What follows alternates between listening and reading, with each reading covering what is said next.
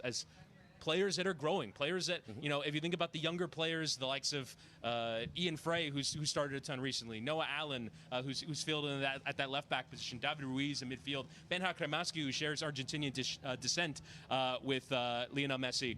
All these young players are going to be given a platform, and who knows, maybe they'll be on their way to Europe next. And I think that's the big thing for everyone here, is to show to the world MLS, maybe since the last time you watched, has gotten a lot better, and I think you'll start to see the league grow as a result.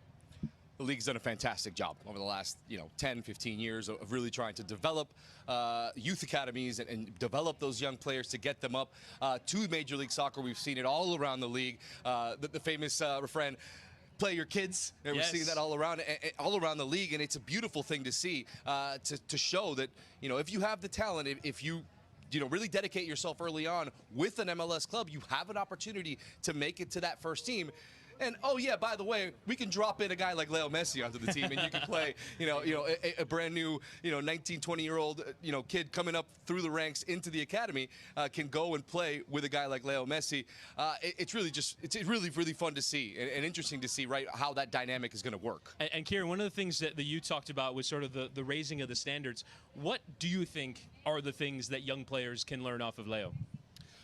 Well, I mean, listen, pretty much everything. Not only is he just an unbelievable player, but he's also an unbelievable character. He has an impeccable image as just a human being. He seems like he's got a great family, extremely humble.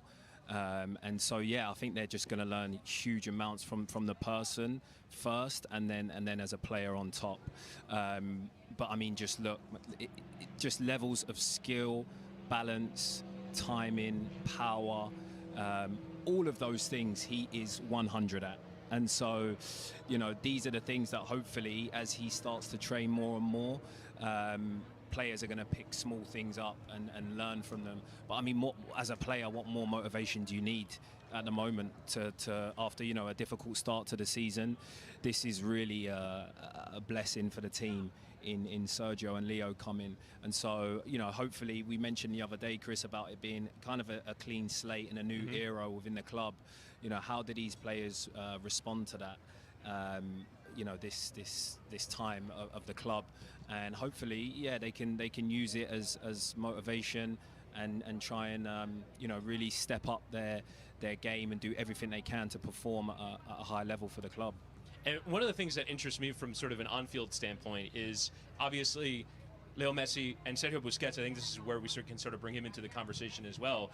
They're sort of players where Sergio Busquets in the middle part of the pitch sort of dictates where all the chess pieces are, right? Everything around him, where the movement is around him, how to dictate the tempo, and Lionel Messi does that in the attacking third of the pitch. So you have two players that are so good at orchestrating the game. Lionel Messi, obviously we showed the graphic of all his career goals, but the career assists, and I can only imagine, the secondary assists that count in Major League Soccer, I can only imagine how many of those he would have had if they were counted in other leagues. He creates so much, but sort of knows the game is slow for him in terms of he knows how to process everything. He knows what's going on around him. And I do wonder how all the other players around him sort of get used to, oh, this is the run. And if I make the run, the ball would play into me into the precisely perfect position, and I can then go and score a goal.